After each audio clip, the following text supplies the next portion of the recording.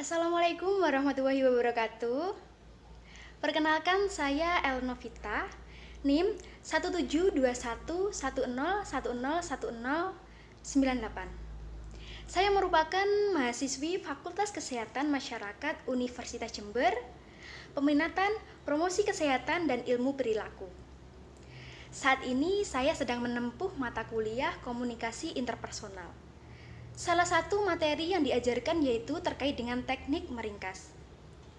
Pada kesempatan kali ini saya akan memaparkan hasil dari atau pengaplikasian dari teknik meringkas dari workshop online yang dilakukan oleh PIPKN pada Senin 19 Oktober 2020 dengan tema Promosi Kesehatan Jiwa, Optimalisasi Peluang Dana Hibah, Penelitian dan Pengabdian Masyarakat.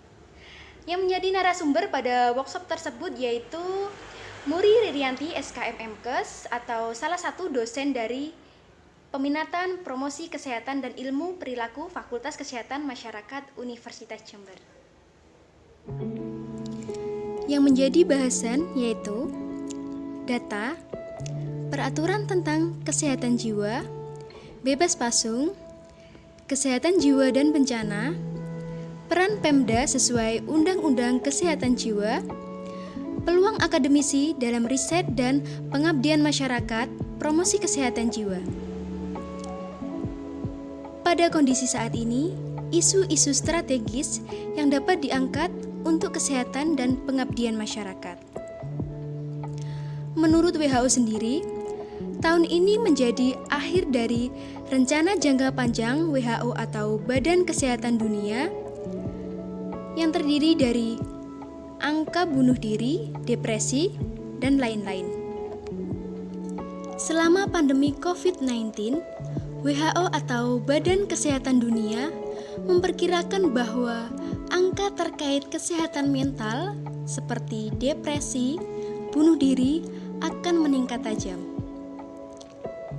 Hal ini pastinya membutuhkan manajemen stres yang baik.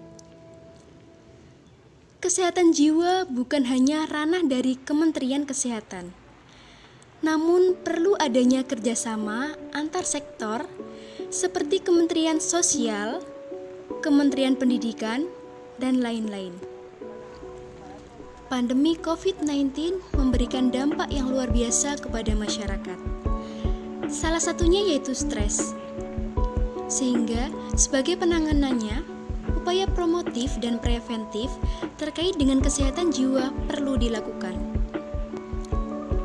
Data United National mengatakan bahwa jumlah penduduk dunia yang mengalami depresi mencapai 264 juta jiwa. Kecemasan dan depresi berimbas pada kondisi ekonomi global. Risiko kematian pada orang dengan kesehatan mental berat lebih tinggi. Data Indonesia mengatakan bahwa 3 juta lebih pekerja di Indonesia telah terdampak COVID-19, seperti adanya PHK maupun dirumahkan. Semakin tinggi tingkat pendidikan masyarakat, maka semakin rendah tingkat kecemasannya. Kondisi di Indonesia.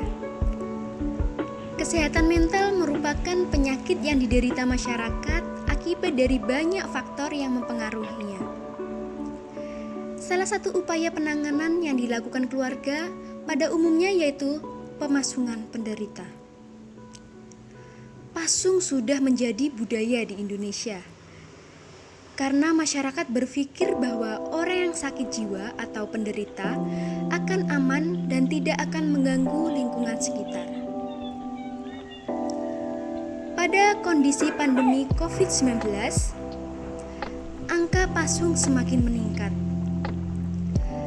Prevalensi depresi pada anak dan remaja mengalami peningkatan. Hal ini disebabkan karena pembelajaran dilakukan secara daring. Cakupan indikator keluarga sehat. Cakupan indikator keluarga sehat tertinggi adalah keluarga memiliki akses atau menggunakan sarana air bersih, yaitu sebesar 95,51%. Dan yang terendah adalah penderita gangguan jiwa berat diobati dan tidak diterlantarkan, yaitu sebesar 15,78%. Hal ini menggambarkan bahwa penanganan terkait kesehatan jiwa oleh masyarakat masih belum sesuai dengan ketentuan yang ada. Kriteria tersebut mengkategorikan bahwa keluarga kurang sehat. Penanganan kesehatan jiwa. Stres membutuhkan manajemen, sehingga akan mempengaruhi angka depresi atau stres, yaitu mengalami penurunan atau bahkan kenaikan. Peraturan Turunan Undang-Undang Nomor 18 Tahun 2014 tentang Kesehatan Jiwa ke wilayah atau daerah mengalami ketimpangan. Hal ini dikarenakan oleh keterbatasan sumber daya yang ada. Data mengatakan bahwa 18.800 orang di Indonesia mengalami kesalahan penanganan kesehatan jiwa, seperti pasung dan lain-lain. Peran pemerintah daerah sesuai dengan Undang-Undang Kesehatan Jiwa. Monitoring dan evaluasi perlu dilakukan terkait program kesehatan jiwa.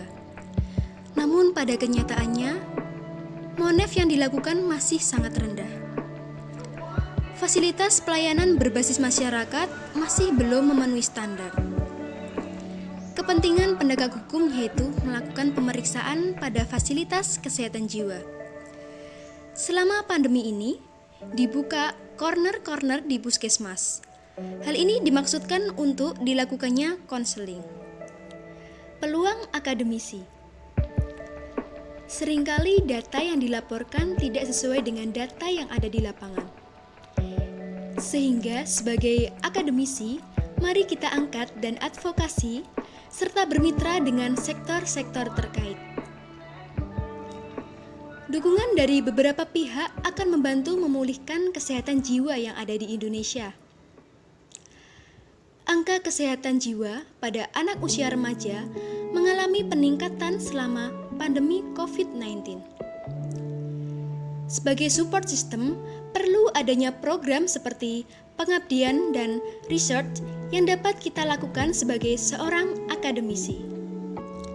Peluang akademisi dalam riset dan pengabdian masyarakat. Sebagai seorang akademisi, melihat peluang ini bukan dari aspek kebutuhan, namun dari aspek kesempatan. Bagaimana pemecahan masalah yang dapat dilakukan? Pemecahan masalah harus terlihat atau kebermanfaatannya bagi masyarakat.